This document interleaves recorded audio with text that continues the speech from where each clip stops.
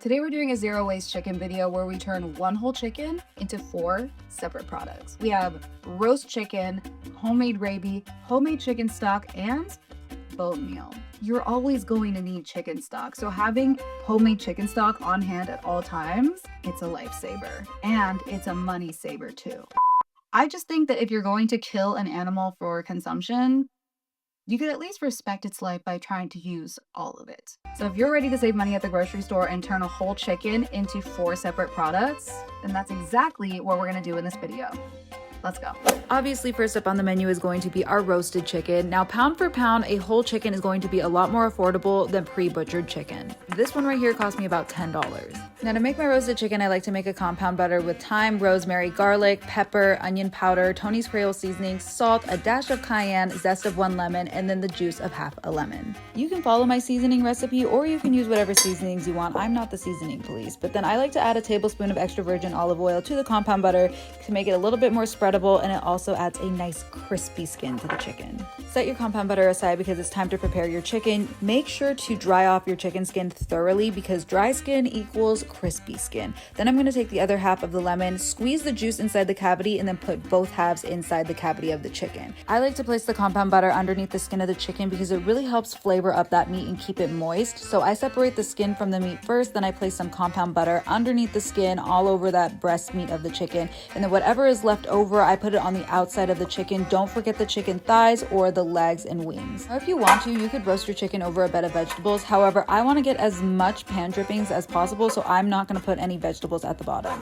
To get a nice golden crispy skin, I baste my chicken every 20 minutes, and usually it takes about an hour to an hour and 15 minutes for my chickens to cook. Now that the chicken is cooked, it's time to move on to our homemade gravy, and this is exactly why I wanted to have as much pan drippings as possible because we are going to use this for the gravy. Pour out all of those pan drippings into a bowl, and you want to let the pan drippings cool down so that the fat and the chicken juices separate just like this. Once the pan drippings have cooled down and solidified, you want to separate them into 2 bowls so you have your fat and your juices separated from one another. First, we're going to take these chicken juices and we're going to turn them into a stock. Yes, they will be gelatinous because it's full of collagen from the chicken. To these juices, you want to add some hot water until it makes a nice flavorful broth. Now moving on to our roux, we're going to use all of that chicken fat in equal parts flour to create a roux, which is going to be a thickener for the gravy. You want to cook this down until it's a brown roux. Once it gets there, you're going to add in that broth we just made from the chicken juices.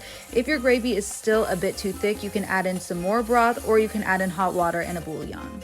Make sure to whisk everything together until it is nice and smooth and the consistency and flavor that you want. I ended up adding in one of my dehydrated chicken stocks and some hot water for extra flavor, and there you have homemade chicken gravy from our roasted chicken. Moving on to product number 3, we are going to make homemade chicken stock that is going to be better than any chicken stock you can get from the grocery store. Because this right here is the money saver. Stop buying chicken stock and start making it yourself. So no more throwing away that chicken carcass or those chicken bones. Instead, put them in a slow cooker, cover them with water, turn it on low for 16 to 24 hours. Literally set it and forget it, and when you come back to it the next day, you're gonna have yourself a flavorful, collagen-rich chicken stock that you made from scratch. And yes, you absolutely can add vegetables to your chicken stock for extra flavor while it's cooking. I like to keep mine flavor neutral, so I don't add any of that.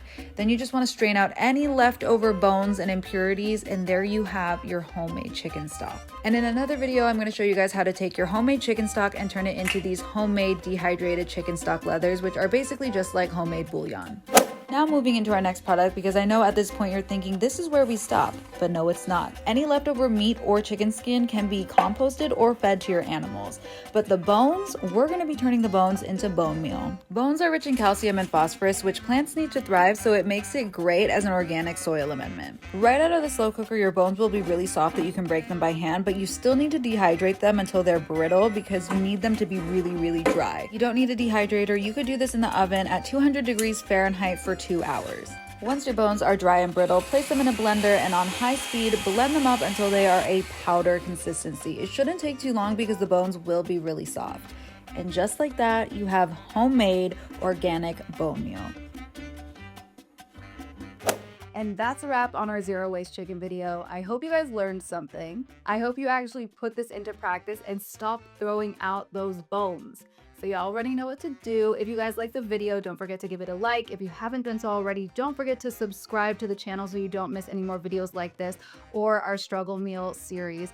And with all of that said, I will see you guys in our next video. Love you, bye.